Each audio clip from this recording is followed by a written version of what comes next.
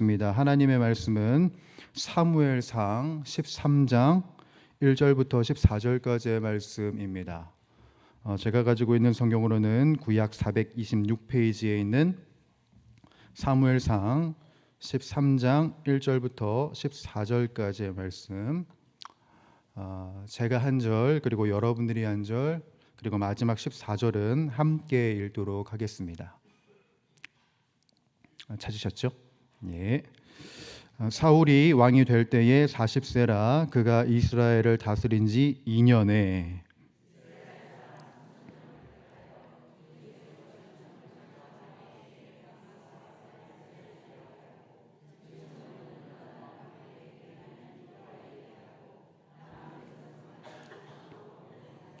요단이 게바에 있는 블레셋 사람의 수비대를 치매 블레셋 사람이 이를 들은지라 사울이 온 땅에 나팔을 불어 이르되 히브리 사람들은 들으라 하니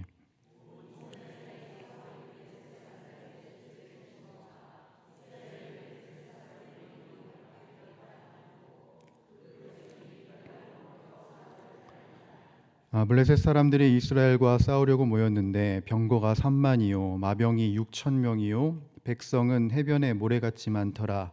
그들이 올라와 벳 아웬 동쪽 믹마스에 진침해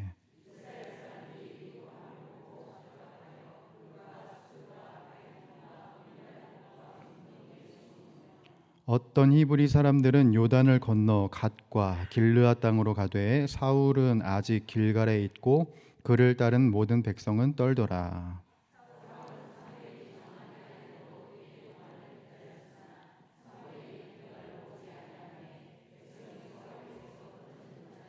사울이 이르되 번제와 화목 제물을 이리로 가져오라 하여 번제를 드렸더니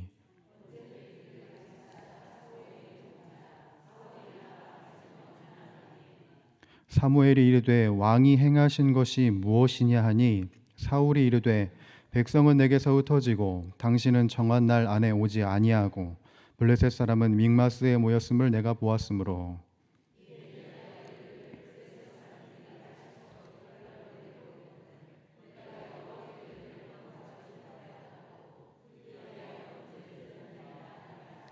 사무엘이 사울에게 이르되 왕이 망령되이 행하였도다. 왕이 왕의 하나님 여호와께서 왕에게 내리신 명령을 지키지 아니하였도다. 그리하였더라면 여호와께서 이스라엘 위에 왕의 나라를 영원히 세우셨을 것이거늘 지금은 왕의 나라가 길지 못할 것이라. 여호와께서 왕에게 명령하신 말을 왕이 지키지 아니하였으므로 여호와께서 그의 마음에 맞는 사람을 구하여 여호와께서 그를 그의 백성의 지도자로 삼으셨느니라 하고. 아멘. 기도하시겠습니다. 은혜가 풍성하시고 사랑이 많으신 주님, 오늘도 이 저녁에 우리들을 주님의 임재가 있는 이 자리로 초대하여 주시니 너무나도 감사합니다. 주님의 임재가 있는 이 자리에서 우리를 향하신 하나님의 뜻과 우리를 향하신 하나님의 섭리를 깊이 알고자 합니다. 깨달아 아는 지혜와 지식이 우리들에게 있게 하여 주옵시고 우리들의 신앙이 겉만 있는 것이 아니라 속이 충만한 주님이 받으시기에 합당한 내실로 충만한 이 시간이 되게 하여 주시옵소서. 말씀을 들을 때에 주님의 말씀을 귀 기울여 듣게 하시고 또 우리들의 가슴에 깊이 새기는 이 시간이 되게 하여 주옵소서. 예수 그리스도의 이름으로 간절히 기도드립니다. 아멘. 이 시간 우리 앞뒤 좌우로 이렇게 인사하겠습니다. 하나님께서 함께 하십니다. 예, 우리들의 모임 가운데 함께 하신 주님, 그 주님의 음성을 듣고 그 주님의 뜻에 따라 나아가는 저와 여러분들이 될 수 있기를 주님의 이름으로 축복합니다. 청년부에서 나눴던 예화이긴 한데요, 우리 수요 기도회 우리 성도님들께도 좀 나눠봅니다. 한 대학교 수업에 있었던 일이라고 합니다. 수업 20살 새내기 학생들이 대학생이 되어가지고 첫 번째 맞이하는 강의였는데 그때 어떤 교수님이 큰 투명 박스를 가지고 강의실로 들어왔다고 합니다. 학생들이 수근수근 거렸죠. 좀 뭘 가져오신 거지? 수근수근 거렸죠. 그러자 교수님이 다시 나가시더니 제 머리만한 바위들을 가지고 오셔서 큰 투명 박스 위에다가 털어 넣으셨습니다. 자, 그 큰 투명 박스 안에는 바위만한 돌들이 들었겠죠. 그리고 나서 그 교수님이 다시 나가셔서 뭘 가지고 오시는가 하니 이제 제 주먹만한 자갈들을 가지고 오시는 겁니다. 그래서 큰 투명 박스 위에 털어 넣으셨어요. 그랬더니 그 자갈들이 큰 바위 틈 사이에 배치하여 꽉 들이찼습니다. 또 교수님이 나가셔서 이번에는 무엇을 가져오시는가 하니 이번엔 모래를 가지고 오셨습니다. 먼지와 같이 훅 날아갈 그 모래들을 가득 가지고 오셔서 다시 큰 투명 박스 위에 부으셔서 탈탈탈 털으셨습니다. 그러니까 어떤 일이 벌어졌냐면 바위와 자갈 틈 사이에 그 모래들이 빼곡히 들어가게 되면서 큰 투명 박스가 가득 차게 되었습니다. 학생들이 의아했죠. 지금 이게 뭐지? 무슨 퍼포먼스지? 의아했습니다. 그때 교수님이 이렇게 이야기를 하셨다고 하더라고요. 여러분, 저는 이 투명 박스 안에 많이 넣을 수 있다는 것을 보여주려고 하는 게 아닙니다. 우리들이 큰 것부터 먼저 상자에 넣지 않고 먼지처럼 사사로운 것들을 먼저 가득 채운다면 우리가 큰 것을 넣을 기회를 놓쳐버립니다. 여러분, 우선순위를 잘 세우셔야 합니다. 우선순위를 잘 세우십시오. 라고 말하면서 강의를 시작하셨다고 합니다. 여러분, 우선순위가 왜 중요할까요? 우리가 제대로 된 우선순위를 설정하지 않는다면 가장 중요한 것을 내 삶에, 내 인생에 담을 수 없기 때문에 그렇습니다. 그래서 하나님께서는 이 말씀을 통해서 우리들의 삶을 통하여서 무엇을 계속해서 강조하시냐면 우리에게 우선순위에 대한 메시지를 계속해서 거듭해서 보여주시고 나타내십니다. 너의 우선순위는 뭐냐? 너가 우선으로 삼는 것은 무엇이냐? 네가 1등으로 삼는 것은 무엇이냐? 계속해서 이야기하시는 것이죠. 왜 그러실까요? 우리들의 우선순위가 잘못된다면 우리들의 인생도 꼬이기 때문에 그렇고, 우리들의 우선순위가 잘못된다면 우리들의 삶이 엉망진창이 되어버리고 말기 때문입니다. 그러니 여러분, 우리들은 이 인생을 살면서 잘 판단해야 합니다. 뭘 잘 판단해야 하냐면 과연 내 마음에 우선해서 담아야 할 것이 무엇인지를 생각을 해봐야 됩니다. 내 삶의 우선순위는 무엇인지, 오늘 말씀의 제목이기도 한데요, 내 삶의 우선순위는 무엇인지 이 질문에 대한 제대로 된 대답을 우리들이 드릴 수 있어야 하는 것이지요. 사랑하는 주의 권속들, 이 질문에 대한 올바른 대답, 하나님이 원하시는 대답을 저와 여러분들이 해 나갈 수 있기를 주님의 이름으로 간절히 축원합니다. 오늘 본문 말씀 배경이 되는 구절이 1절입니다. 여러분, 1절을 보게 되면 우리 한번 다 같이 읽어볼까요? 시작. 사울이 왕이 될 때에 40세라 그가 이스라엘을 다스린 지 2년에. 자, 이렇게 오늘 13장을 시작하고 있습니다. 성경은 지금 이 사건이 벌어진 시점이 언제인지를 설명을 하고 있는데요, 1절에 의하면 사울 왕이 이스라엘을 다스린 지 2년이 되는 때라고 명확하게 기록이 되어 있습니다. 저는 사실 이 내용이 굳이 없어도 될 것 같은데, 이 2년이라는 말이 없어도 충분히 이 사건이 어떤 사건이고 이 이야기가 잘 진행될 수 있을 것 같은데 왜 넣으셨을까라는 생각을 해보게 되었습니다. 그런데 성경에는 여러분, 다 의도가 있고 목적이 있습니다. 어떤 말씀도 어떤 낱말도 허투루 쓰여진 것이 없는데요, 오늘 이 2년이라는 단어도, 이 2년이라는 시점도 바로 하나님께서 하시고자 하시는 메시지와 의도가 있다는 것을 우리들은 간파할 수 있어야 됩니다.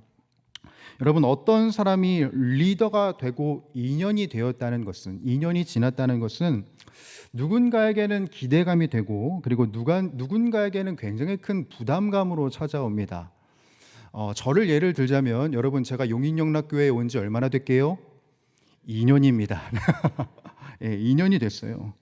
어느 누구도 저한테 강요하지 않으셨지만 제가 2년 차가 된 저에게는 목사로서 찾아오는 부담감이 있습니다. 그게 뭐냐면 제가 맡고 있는 청년부, 내가 맡고 있는 청년부에 이제 양적이든 질적이든 어떤 변화가 나타나야 하지 않겠는가, 청년들에게 어떤 영적 흔적이 남을 수 있는 그런 무언가를 내가 해내야 되지 않을까, 이런 막연한 부담감이 저에게 있습니다. 이게 청년부만이 아니라요, 제가 맡고 있는 모든 사역의 면에서 그런 생각이 듭니다. 더 은혜로운 찬양을 해야 되겠고, 그리고 제가 맡은 교구에서 이 지체들을 좀 더 세밀하게, 더 신앙으로 저 올바르게 서실 수 있도록 도움이 되어야겠다. 내가 2년 차니까 좀 더 나은 모습을 보여야지 라는 그런 부담감이, 그런 마음이 저에게 있다라는 것이죠. 아마 사울에게도 이런 동일한 부담감이 있지 않을까 싶어요. 그가 이런 부담감을 가질 수밖에 없는 큰 이유 두 가지가 있는데, 그걸 좀 설명을 드려보겠습니다. 자, 일단 첫 번째로 사울이 이런 부담감을 가질 수밖에 없는 이유, 사울이 왕으로 임명된 그 해에 암몬 족속을 격퇴한 이력이 있기 때문에 그렇습니다. 여러분 기억나십니까? 이스라엘에게 크게 망신을 당했던 암몬이 복수의 칼날을 갈고 길르앗 야베스를 점령했습니다. 하나님의 이름이 의미가 없다는 것을 증명하겠다고 복수의 칼날을 갈고 이 길르앗 야베스를 점령해버린 거예요. 군사적으로도 그리고 행정적으로도 여러모로 이제 규합해서 이 이스라엘 민족의 망신을 줄 준비를 다 했습니다. 그때 사울이 무엇을 했습니까, 여러분? 하나님의 영이 주시는 그 감동에 따라서 거룩한 분노를 갖고 민족을 규합시킵니다. 그리고 암몬 족속을 격퇴시킵니다. 그거를 언제 했냐면 그가 왕으로 등극한 첫 해에 했다라는 거예요. 첫 해. 자, 그러니까 사울을 향한 여론들의 관심이 어떨까요? 사울이 첫 해에 이런 일을 했는데 2년째 되는 때에 얼마나 더 놀라운 일을 할 수 있을까?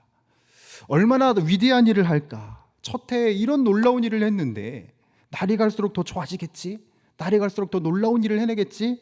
이런 기대가 있었을 거란 말입니다. 그러니 사울은 이런 사람들의 기대에 따라 더 나은 모습을 보여야 되는데, 더 열심으로 해야 되는데, 이런 부담감이 있었을 것이라는 겁니다. 이게 첫 번째고요. 그리고 두 번째는 무엇이냐면, 여러분 사무엘상 12장에는 어떤 일이 벌어지지요? 성경을 보시면 사무엘상 12장에 어떤 일이 벌어집니까? 사무엘이 은퇴를 합니다. 사무엘이 은퇴를 해요. 사사로서 공적으로 민족을 이끌었던 사무엘이 은퇴를 해버려요. 그 말인즉슨 무엇이냐면 이 사람들의 관심이 사무엘에게 향하여져 있다가 이제 사무엘이 은퇴했으니 왕인 사울에게 그 시선이 집중이 되는 거예요. 사무엘이 은퇴를 했으니까 왕인 사울이 무언가 해줄 거야. 사무엘 지도자가 우리들을 잘 이끌어줬으니까 사무엘이 기름 부은 이 사울이 무언가를 해줄 거야. 자, 그러니 사울에게는 뭔가 이 나라 안에 업적을 남겨야 하겠다는 마음이 들었을 겁니다. 그런 부담감이 계속해서 있는 것이죠. 민족들은 나를 보고 있어요. 민족들은 나를 기대해요. 더 나아진 모습, 더 발전된 모습, 더 놀라운 모습을 기대한다는 거죠. 그래서 부담감을 사울이 갖고 있습니다. 자, 그래서 사울이 2년째 행한 것이 무엇이냐면요, 여러분 3절에서 4절. 자, 3절에서 4절입니다. 한번 읽어보죠. 시작. 요나단이 게바에 있는 블레셋 사람의 수비대를 치매 블레셋 사람이 이를 들은지라 사울이 온 땅에 나팔을 불어 이르되 히브리 사람들은 들으라 하니 온 이스라엘이 사울이 블레셋 사람들의 수비대를 친 것과 이스라엘이 블레셋 사람들의 미움을 받게 되었다 함을 듣고 그 백성이 길갈로 모여 사울을 따르니라. 그가 2년 차에 사람들의 그 시선과 기대감에 의해서 했던 정책이 뭐였냐? 주변에 있는 블레셋을 치는 것이었습니다. 그래서 이스라엘의 영토를 확장하는 것이었죠. 원수와 같은 블레셋을 격퇴하면 내 국민들이 나를 이해할 것이야, 나에게 큰 업적이 남을 것이야 라는 생각을 했던 것 같아요. 그래서 블레셋을 치기 시작합니다. 자, 그런데 여러분 블레셋이 바보는 아니죠. 맞고 있는데 가만히 맞고만 있을 블레셋이 아니죠. 이스라엘이 습격했다고 하니까 가만히 있지 않는 겁니다. 그래서 무엇을 하기로 결정하냐? 보복을 하기로 결정을 합니다. 그래서 철저하게 보복하기 위해서 군대를 소집하는데요. 여러분, 성경에서는 그 수를 몇이라고 이야기하냐면 병거가 3만이고 마병이 16,000이라고 말합니다. 네, 여러분 아무 감동이 없으실 줄 알았습니다. 네, 놀라지 않으실 줄 알았어요. 네, 그런데 여러분 이 수치가 굉장히 놀라운 수치고 이스라엘 민족에게 굉장히 도전이 되는 숫자였다는 것을 여러분 기억하셔야 돼요. 자, 2절과 비교하면 이게 체감이 확 되는데요. 여러분 2절도 함께 읽어보겠습니다. 2절이요. 시작.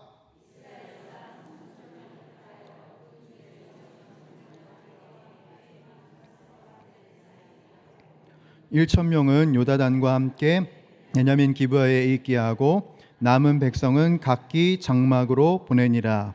아멘. 자, 여러분 지금 이스라엘에 준비된 군대는 3,000명이에요. 지금 이스라엘에는 3,000명이 준비되어 있습니다.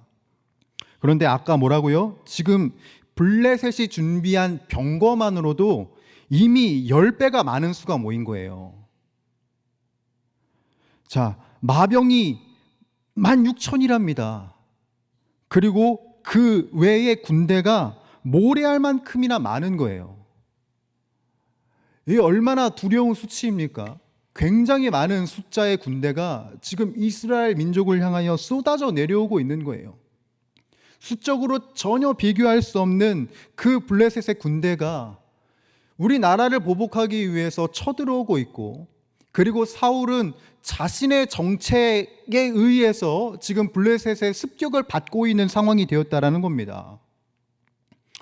수많은 군대가 몰려온 것을 이제 이스라엘 사람들도 보지 않겠어요? 자, 그것을 본 이스라엘 사람들은 어떻게 했나요? 위기를 느꼈죠.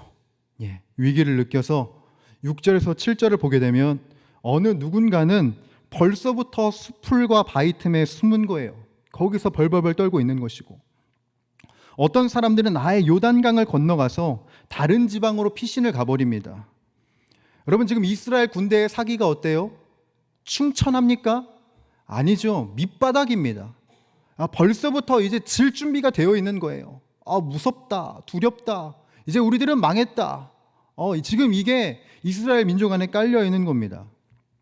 자, 이런 절망스러운 분위기를 어떻게든 바꿔야 하겠는데, 자, 여러분들이라면 어떻게 하시겠어요? 자, 이 분위기를 반전시켜야 되는데, 무너져버린 사기를 다시 일으켜 세워야 되겠는데, 여러분들이라면 무엇을 하시겠습니까? 군대를 찾아가서 위문 공연해야 될까요? 아니면 국민들 일일이 찾아가서 호소를 해야겠습니까? 사울이 생각한 것은 무엇이었냐면 예배를 드리는 것이었습니다. 예배를 드리면 분명히 이 민족들의 마음과 생각이 바뀔 것이다. 이들의 마음과 생각이 바뀌어서 사기가 다시 충천할 것이다. 그래서 사무엘과 약속을 하죠. 길갈에서 예배를 집례해 달라고. 그리고 사무엘은 7일만, 이래만 기다려 달라고 이야기를 합니다. 자, 근데 문제는 뭐예요? 7일이 됐는데 사무엘이 오지 않아요. 성경은 정한 기한대로 기다렸으나 오지 않았다고 되어 있습니다. 사무엘이 도무지 오지 않으니까 백성들의 불안감은 더 커졌고 더 뿔뿔이 흩어지기 시작했습니다. 이런 상황 속에서 사울의 마음은 어땠을까요? 2년 차에 내가 해야 할 업적이 있는데 이게 무슨 일일까? 왜 사무엘은 안 오는 것일까? 이러다가 정말 큰일 나는 거 아닌가? 이런 생각들이 사울의 마음을 다급하게 했고요, 조바심을 내게 만들었습니다. 그래서 사울이 선택한 것은 무엇이었냐면 자신이 예배를 드리는 것이었습니다. 여러분 9절 보시면 이렇게 기록이 되어 있죠. 사울이 이르되 번제와 화목제물을 이리로 가져오라 하여 번제를 드렸더니, 하나님께서 명하신 제사의 법칙이 있고 예배의 법칙이 있음에도 불구하고 그 질서를 무너뜨리고 자신이 스스로 예배를 드리고 예배를 집례합니다. 하나님이 정한 질서가 있음에도 불구하고 자신의 질서, 자신의 생각, 자신의 기준, 자신의 마음으로 예배를 드리기 시작을 합니다. 이것이 오늘 본문의 사건입니다. 자, 여러분, 여기까지 오늘 본문에서 일어난 사건들을 들으시면서 지금 보시면서 어떤 생각이 드십니까? 우리가 찾아야 할 영적 통찰은 무엇일까요? 저는 이 말씀에서 가장 눈여겨봐야 할 것은 1년 차의 사울과 2년 차의 사울은 도대체 무엇이 다른가에 포커스를 맞춰야 된다는 생각이 듭니다. 여러분, 1년 차의 사울은 무엇으로 사역을 했습니까?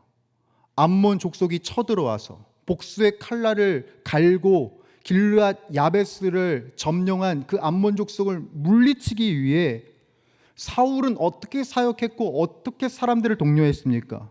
자신이 하지 않았습니다. 하나님의 영의 감동대로 일했습니다.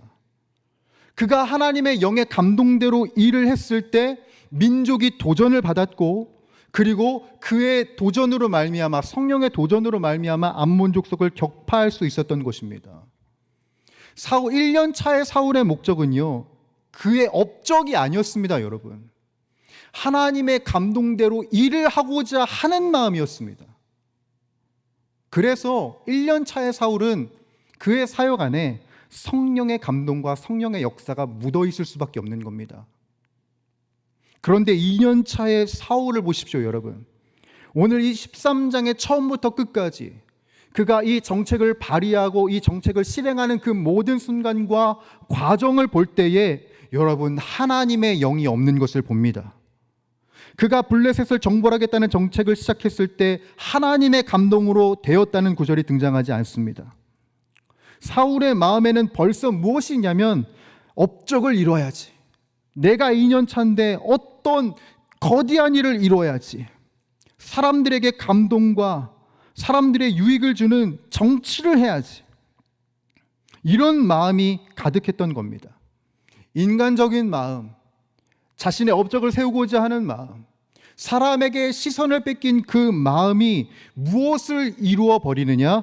영적인 질서를 무너뜨리는 일을 이루어 버립니다. 그것이 예배의 태도에서 드러나는 것 아니겠어요, 여러분? 하나님의 영에 사로잡혔다면, 하나님의 마음에 사로잡혔다면 그가 스스로 하나님의 질서를 깨는 행위를 절대 하지 않았을 것입니다. 얼마나 시간이 걸릴지라도, 얼마나 오랜 시간이 걸릴지라도 그는 하나님의 뜻을 기다렸을 것이고 사무엘을 기다렸을 것이에요. 그러나 그 안에 가장 중요한, 바위보다 더 크신 하나님의 임재가 없으니 하나님의 질서를 무너뜨리고 영적인 질서를 무너뜨리는 모습을 보이지 않습니까? 하나님이 중심이 아니라 상황이 중심이 되어버린 신앙, 내가 중심이 된 신앙. 예배이긴 예배인데 하나님이 없는 예배. 구색이 맞는데, 뭔가 구색은 맞는데 하나님이 없는 예배가 된 아주 어마어마한 일이 벌어지게 된 겁니다. 이런 신앙의 결말에 대해서 사무엘이 뭐라고 합니까? 여러분, 13절에서 14절인데요 길지만 한번 읽어보겠습니다. 시작. 사무엘이 사울에게 이르되 왕이 망령되이 행하였도다. 왕이 왕의 하나님 여호와께서 왕에게 내리신 명령을 지키지 아니하였도다. 그리하였더라면 여호와께서 이스라엘 위에 왕의 나라를 영원히 세우셨을 것이거늘 지금은 왕의 나라가 길지 못할 것이라. 여호와께서 왕에게 명령하신 말을 왕이 지키지 아니하였으므로 여호와께서 그의 마음에 맞는 사람을 구하여 여호와께서 그를 그의 백성의 지도자로 삼으셨느니라. 아멘. 그의 왕국이, 그의 나날이 줄어든 겁니다. 어떤 분들은 내 삶의 잘됨이 내가 어떤 업적을 쌓느냐에 있다고 생각을 하십니다. 그래서 나의 우선순위를 상황에 두고, 사람에 두고, 업적에 둡니다. 그러나 여러분 분명히 기억하십시오. 하나님이 배제된 우선순위에는 복이 없습니다. 혹여 복인 것처럼 승리가 찾아오더라도 그것은 나를 패배시키는 원인이 될 뿐입니다. 지난주 우리들은 누가 우리의 왕인가에 대한 질문을 갖고 저녁 기도회를 시작했습니다. 그리고 토요일에 우리들은 은혜 안에서 그 저녁 기도회를 마무리했죠. 그런데 저는 이 자리에 서서 여러분들에게 다시금 도전을 드리고 싶습니다. 누가 우리의 왕인가에 대한 질문은 저번 주로 끝나선 안 되는 겁니다. 지금 이 순간 앞으로 영원에 이르기까지 우리들은 매일같이 이 질문에 대한 대답을 마땅히 하나님께 드릴 수 있어야 합니다. 세상은 계속해서 우리를 도전할 것이에요. 너는 누가 왕으로, 너의 왕은 누군데? 너가 하나님보다 우선할 상황이 있지 않냐? 먹고 사는 문제가 있고 죽고 사는 문제가 네 앞에 있지 않냐? 우리의 우선순위를 계속 문제와 상황에 두게 하려는 흑암의 세력들이 우리를 계속해서 도전할 것이에요. 여러분, 이 도전 앞에서 여러분들은 어떻게 대답을 하시겠습니까?